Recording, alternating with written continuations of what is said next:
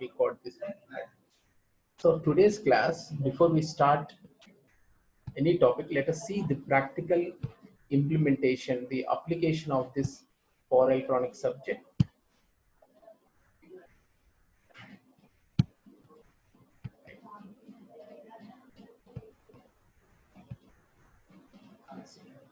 We are having the induction motor. Induction motor speed has to be controlled by the power electronic circuit. So you can see this green color chip board is nothing but the extrinsic semiconductor silicon chip. On this silicon chip, we are placing different power electronic components. So now, what is our aim? What is the aim of the subject? Let me admit all the students who are waiting for the class.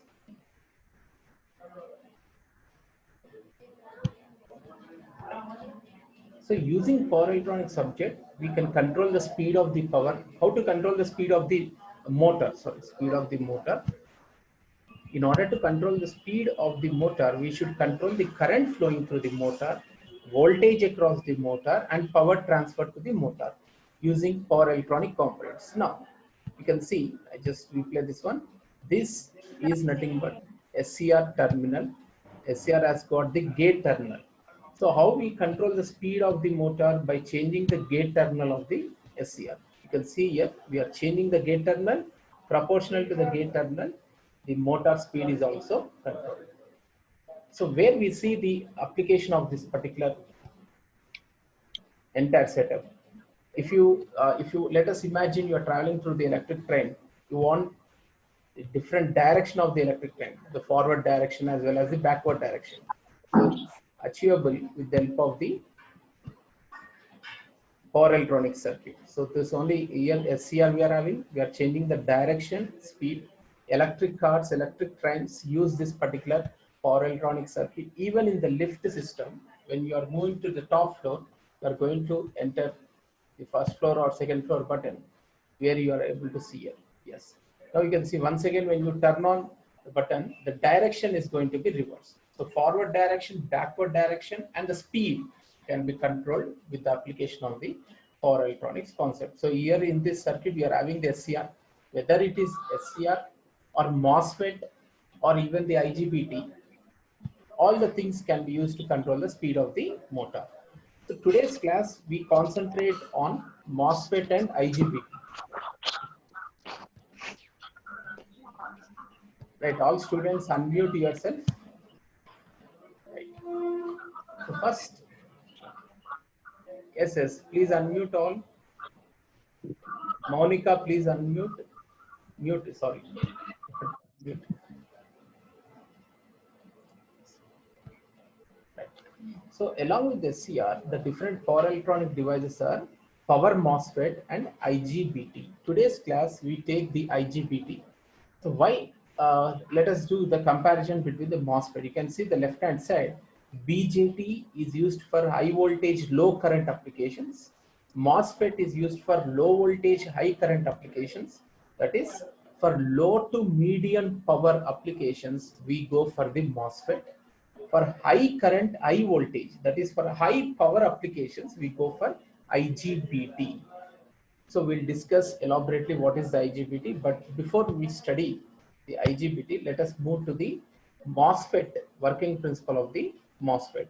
So what are power electronic devices? SCR, power MOSFET and IGBT. The three we are having the first unit.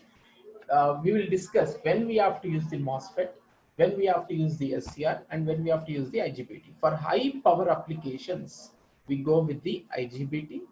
For low to medium power applications, we go for power MOSFET. So SCR has got disadvantages. Wherever we cannot use the SCR, in the as example in the inverters, we cannot use the SCR. So what is the disadvantage? We'll discuss later on. So wherever we cannot use the SCR, we are supposed to go for the MOSFET, and that too MOSFET is used only for the low power applications. When we require the high power applications, we go for the IGBT. So now,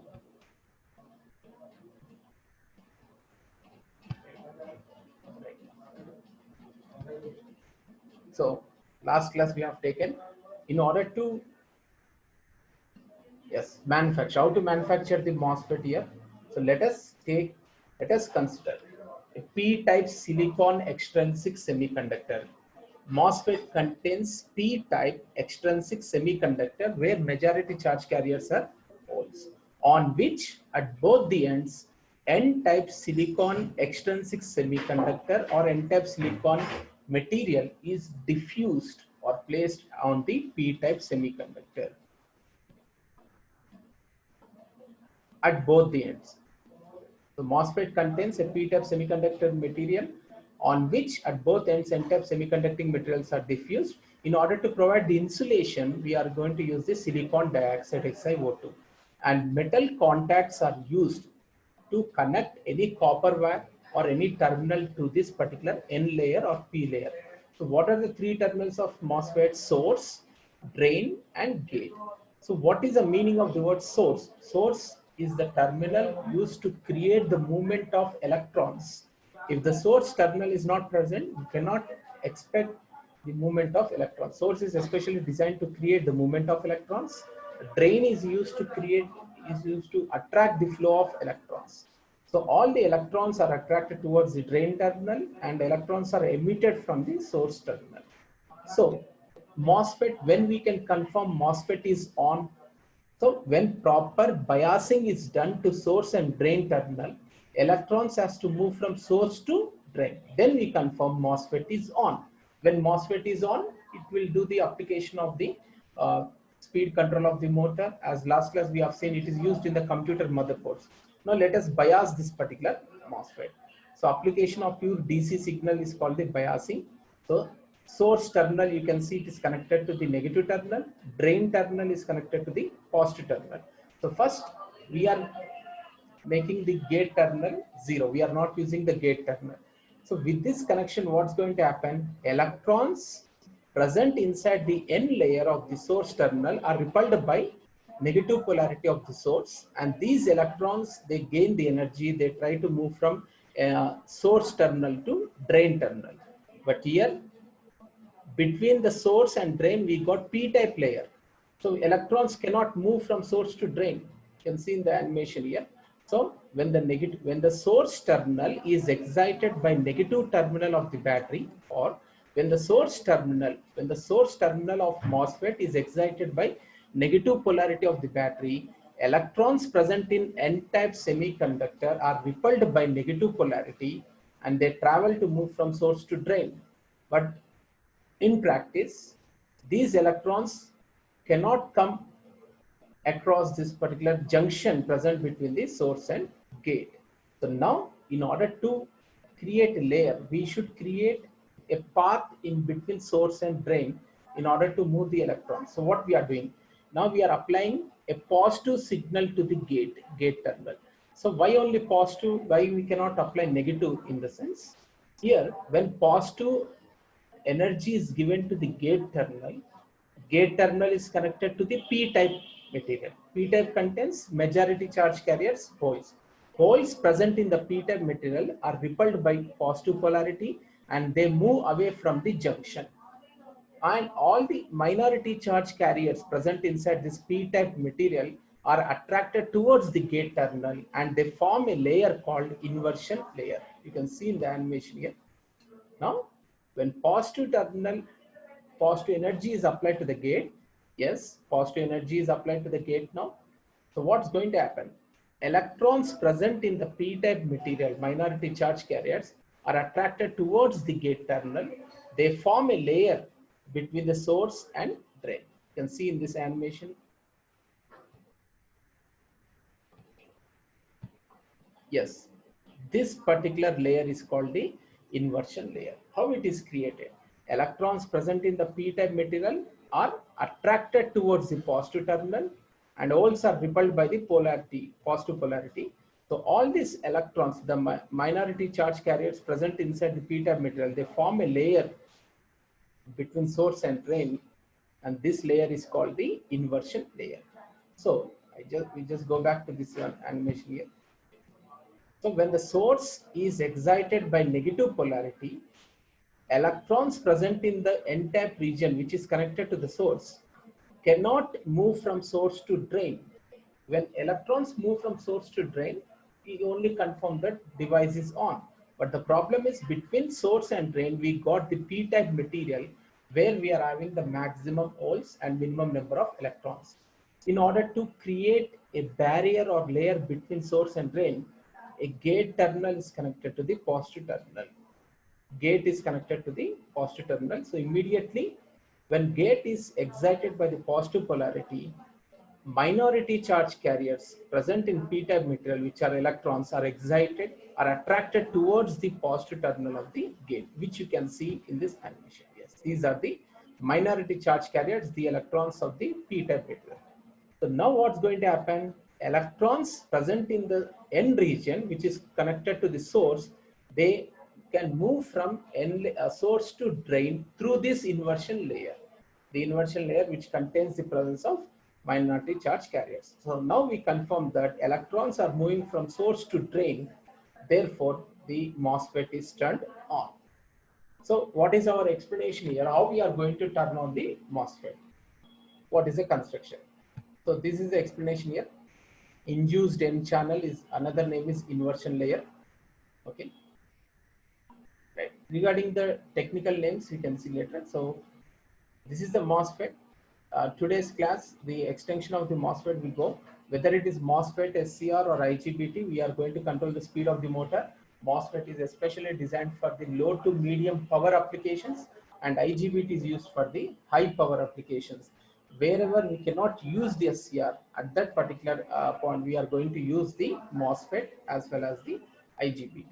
So now, the MOSFET construction we have seen, but what is the next topic we are supposed to discuss is the insulated gate bipolar junction transistor. You can ask one question.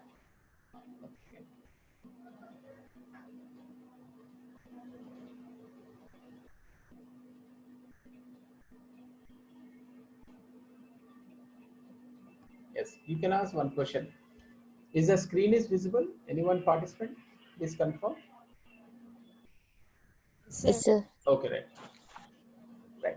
So why we have to study the IGBT once again? So the disadvantage of SCR is SCR cannot be used in inverters. As to turn off the SCR, we require the complicated circuits. The SCR cannot be turned on or turned off automatically. But whereas we are having the simple circuits to turn off the MOSFET or IGBT.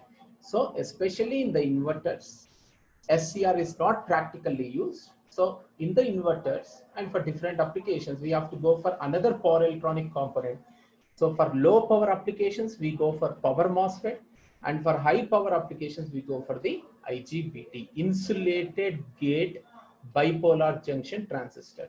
Yes, IGBT is a combination of MOSFET and BJT.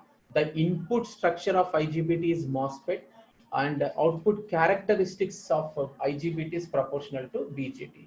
So what are the terminals of IGBT?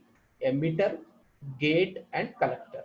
In simple language, emitter or source, they are used to create the movement of electrons if it is N-type material. If it is P-type material, emitter is used to create the movement of holes. So we concentrate on majority charge carriers. And collector is used to attract the flow of electrons. Gate terminal is used to control the flow of electrons. So you can see here, the combination of MOSFET and BJT is represents the IGBT. So how we manufacture the IGBT, we see the working principle. The theory points only we have to write in the examination. Right. So what exactly the structure of IGBT? These are the advantages, but we concentrate on. Right. So first, how IGBT construction is similar to the MOSFET. Only thing is nothing but in MOSFET, right, we just take directly. First, IGBT practically contains a P-type extrinsic semiconductor. So what are these P plus? So P plus indicates addition of addition of high level doping impurities. So already I mentioned IGBT is especially designed to control for the high power applications. High power applications means what here? Electric train system. If it is using DC supply, you require inverter to convert to DC to AC. Inside the inverter, I cannot use the SCR. I should go for the IGBT. If the requirement is, the power requirement is less, we can go for the MOSFET. So in order to create high current, high charge conductivity, we should go for the high doping. When holes are highly doped than the electrons, we use by P plus, indicating that holes are highly doped when compared with the electrons. So IGBT contains a P plus highly doped holes, P-type layer, which is diffused on N-type extrinsic semiconductor, which is lightly doped with electrons. That's why it is N minus. So in general, when we say PN junction, P-type is doped with holes and N-type is doped with electrons. But in order to increase the high conductivity or low conductivity, now we use the terminology IGBT initially contains highly doped P-type extrinsic semiconductor, which is P plus. P plus indicates holes are highly doped when compared with the electrons.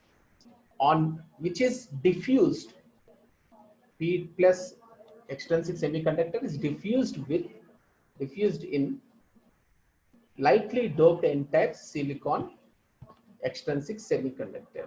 Now, yes, when these now, in order to connect any external copper wire, we require a metal, which is shown in the animation here, metal, the black color one. Now the collector terminal.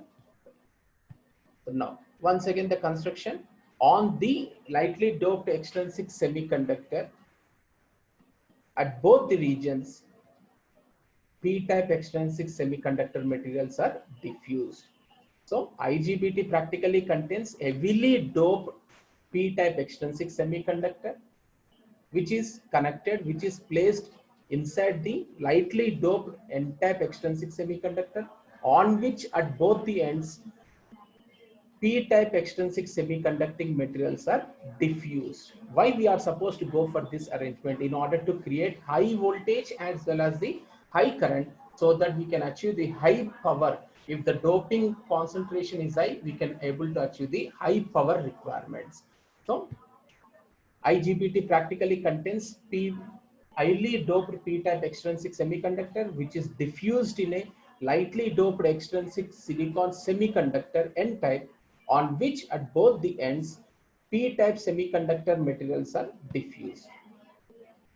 Again, on these P-type extrinsic semiconducting materials, heavily doped N-type extrinsic semiconducting materials are placed or diffused, which contains the majority charge carriers, electrons. Again, in order to provide the insulation, we are using the silicon dioxide. To connect any external copper materials, we must have the metal contacts. So what are the three terminals here? Emitter, collector. So here the emitter terminal is split into two parts, emitter E1 and emitter E2. So emitters are connected to the N-type region here. Okay. Now let us see the working of this particular IGBT. So I repeat this statement. IGBT practically contains heavily doped P-type extrinsic semiconductor, which is diffused or placed inside a lightly doped N-type extrinsic semiconductor.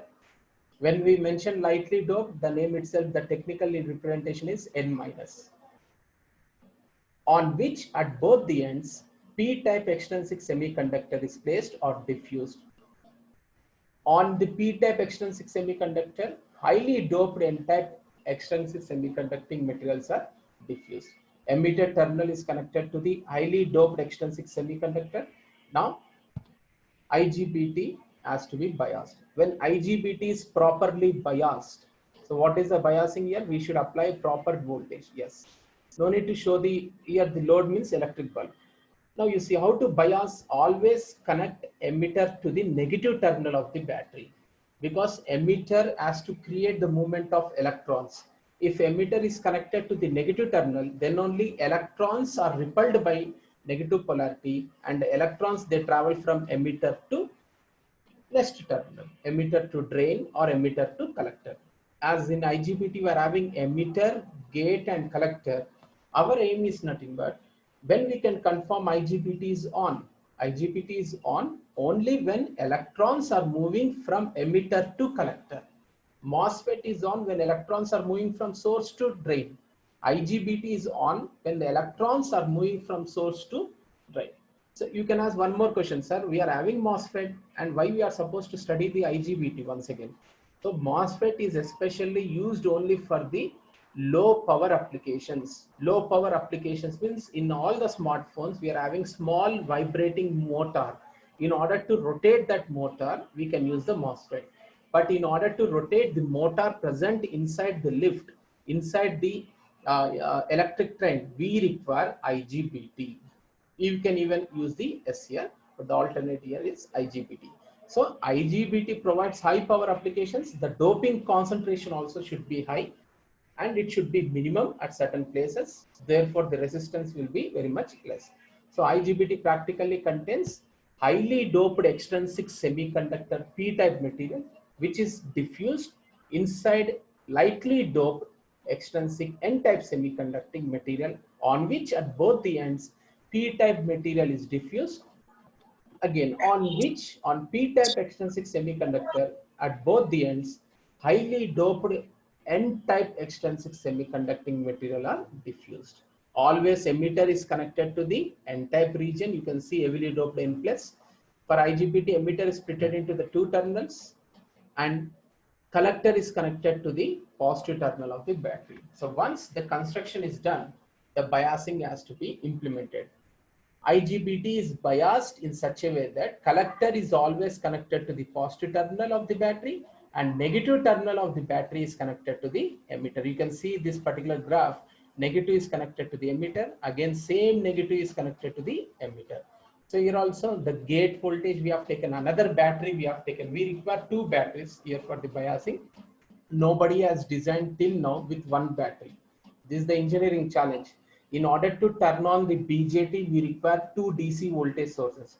In order to turn on the MOSFET, we require two DC voltage sources. One is anode to cathode voltage source, another one is nothing but gate voltage. Okay, no engineer has designed to turn on the any electronic device with single battery. Okay, if you can, you people can implement. Here you can see the circuit contains two minimum sources. Now, so let us imagine what is the working now. After construction, biasing is done. Always positive terminal is connected to collector, negative terminal is connected to the electrons. Now what we require after biasing, we should confirm whether the IGBT is turned on or not. How to confirm? Electrons should move from emitter to collector. How to make these electrons to move from emitter to collector? Emitter is connected to negative terminal, yes. Inside the N plus region, we are having the enough number of electrons. These electrons are repelled by emitter terminal, negative polarity of the emitter terminal. They start to move from emitter to collector. But here, you see, what is the problem exactly? Now, we just run this animation. So there is a junction called J1 present between P plus and N type. So as P type and N type both are combined together, junction J1 is formed. Similarly, between P plus and N minus, the one junction is J1. Between N minus and P, there is one more junction called the J2. We'll discuss the drift layer and inversion layer. Right. So how many junctions here? Two junctions. So what is the definition of forward bias? If the current enters the p-type layer first, then the voltage at p-type is greater than the voltage at n-type. Therefore, the junction is forward bias. So here, how we can confirm that J1 is forward biased or J2 is forward biased? With the application of DC signal to the collector, the voltage at P layer is greater than the voltage at N layer, or P type, P plus region is directly connected to the positive terminal of the battery. Therefore, voltage at P type is greater than the voltage at N type. Therefore, the junction is forward bias. Always remember forward bias condition, how to identify. If the voltage or energy at P region is greater than the voltage or energy at N region, then that particular junction is forward bias. If the N-type region is having the high voltage when compared with P-type, then the junction is reverse biased. So let us go back to this one. So we all know how we have done the concentration. So if you use this type of concentration, then only we can achieve the high voltage and high current application. Now SCR, the IGBT is going to be biased. How we are going to bias the IGBT? always connect negative terminal to the emitter and positive terminal to the collector. You can see this is the biasing. So with biasing, what's going to happen? Junction J1 is forward bias, junction J2 is reverse bias. When IGBT is properly biased, junction J1 is forward bias, junction J2 is reverse bias. Why the junction J2 is reverse bias? You can see here, P region. The P region is not connected to any source. First, we are assuming that gate voltage is zero. When gate voltage is zero, the holes in the P-type region are not having any energy. But here we are having the high energy when at the N minus region. So when IGBT is properly biased, junction J1 is forward biased and junction J2 is reverse biased. With this condition, what's going to happen? Electrons cannot move from emitter to collector. Electrons has to move from emitter to collector. Okay, from this emitter to collector and from this emitter to the collector. So what's going to happen here? So how the electrons can reach the collector terminal? Junction J1 is forward biased, but the junction J2 is reverse biased. Any electronic device can be turned on when all the junctions are forward biased. How to make the junction J2 forward bias? In order to make the junction J2 forward bias, gate terminal is turned on now. Now the gate terminal is on. When the gate terminal is on, what's going to happen?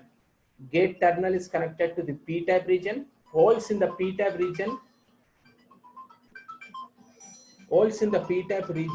they gain the holes in the P-type region, they gain the energy from the gate terminal.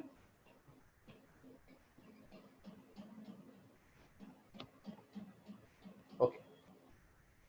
So when the gate voltage is turned on, holes in the P-type region gain the kinetic energy. They are repelled by positive polarity. They try to move from P-type to N-type.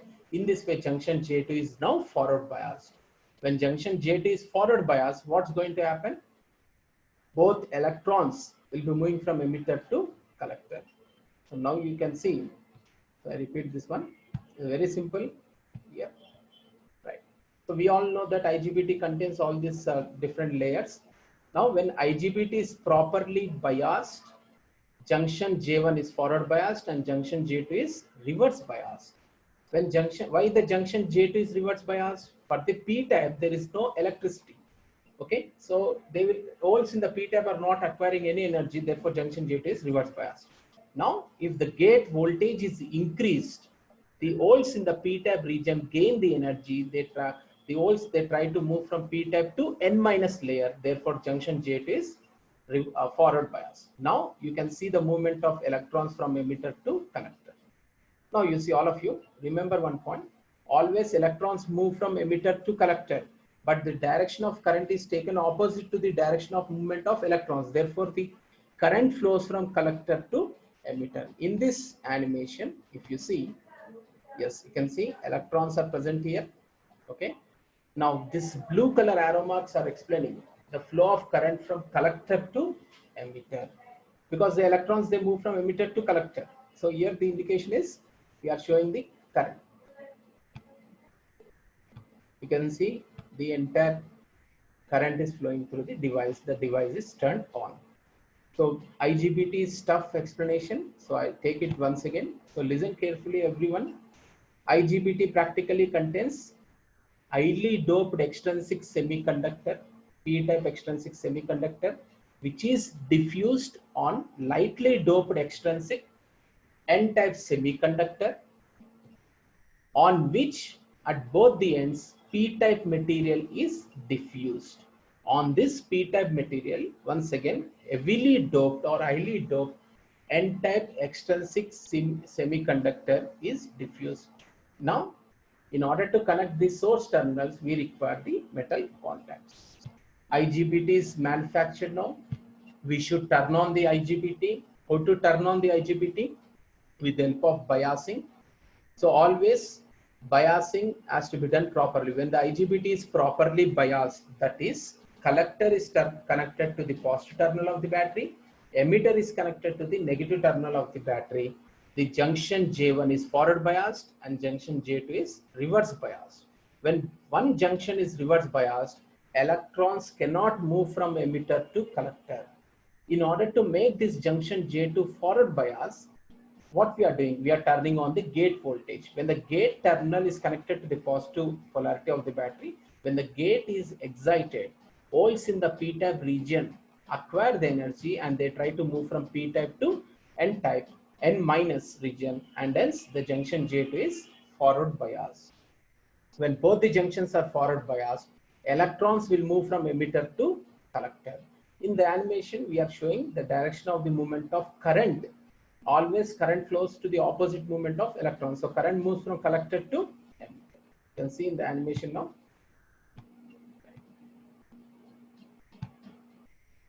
The current is flowing towards from collector to emitter. Okay. So what is the circuit of the IGBT we see here? Now the MOSFET is turned on. How it is turned on, we have to discuss. You can see the three terminals, always electrons move from emitter to collector, but direction of the current is taken from collector to emitter. So biasing, the DC voltage is given to the collector connected to positive terminal, emitter connected to the negative terminal, and gate is connected to the positive terminal of the battery. So this finishes the IGBT. So I thought of taking to continuation, but I think last 5 minutes is left for the time now. So our next topic as per the syllabus will be commutating. SCR commutation circuits will take here. Yes, you can see after MOSFET and IGBT, our next topic is commutation of SCR. What is the commutation? Most of the people know, to my knowledge. Yes, here we are having the process of turning off the SCR is called the commutation. So what is the disadvantage of gate terminal? Gate terminal is used to turn on the SCR, but gate terminal cannot turn off the SCR. In order to turn off the SCR, we require additional circuit. Okay. So that circuits we'll discuss in the next class. Okay. Next class topic will be commutation circuits of SCR and fully controlled converter. We take this particular topics, but first let us take the introduction part here. What is commutation? In power electronics, the process of turning off the SCR is called the commutation. When SCR is off, then only the load connected to the SCR will be off, the motor will be off. How many types we are having? Natural commutation, forced commutation. Natural commutation is used, can be implemented with only AC supply. So whenever AC supply changes its positive to negative off cycle, input AC supply reaches the zero value. So at that point, SCR turns off automatically. But when the supply is DC, it is a constant line. So how to turn off the SCR? We use the external circuits. So in order to understand the commutation circuits, first type of commutation circuit, all students just have a look at this one.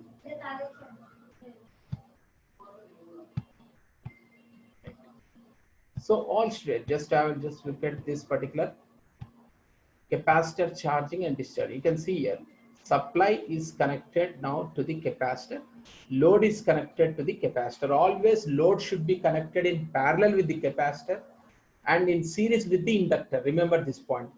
Capacitor should be connected in parallel with the load. So the input voltage is applied to the capacitor now. So in any circuit, first when the supply is on, what's going to happen? The capacitor is going to charge. This is the positive terminal and negative terminal. So after a certain period of time, why I'm showing this one means the very next topic contains how the direct current flows through the load. Remember, capacitor charging and discharging will be from the same terminal. Your capacitor is charging. Okay. After a certain period of time, when the first capacitor charges, remaining power is sent to the bulb. Now, when the input supply is off, capacitor starts to discharge. Now we'll see how the discharging will be done. You can see capacitor is ready to discharge. Once it is completely charged to its rated value, capacitor releases the stored energy back to the load. You can see the discharging. So what is the main important point we have to consider here is the charging and discharging terminals are same. They are not reversed. Okay. So with this knowledge, we can easily explain this particular circuit. What is commutation circuit? When the supply is on, current flows in one direction. You can see current flows from source to SCR, SCR to load, and after a certain period of time, SCR starts to discharge. Okay, we'll see this circuit in the next class, and then we'll start the fully controlled converter. I'll share the screenshot of the attendance now. Last 1 minute is left.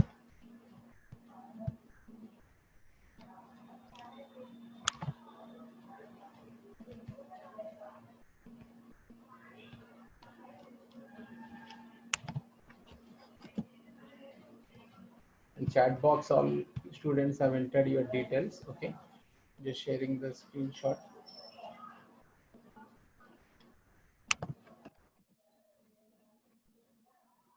Okay, any questions, anyone? You can unmute and you can ask. So today's class we have concentrated only on MOSFET and IGBT, but throughout the subject we go with the SCR. Next class onwards we take the commutation circuit. Yes, now let us have a look at the syllabus.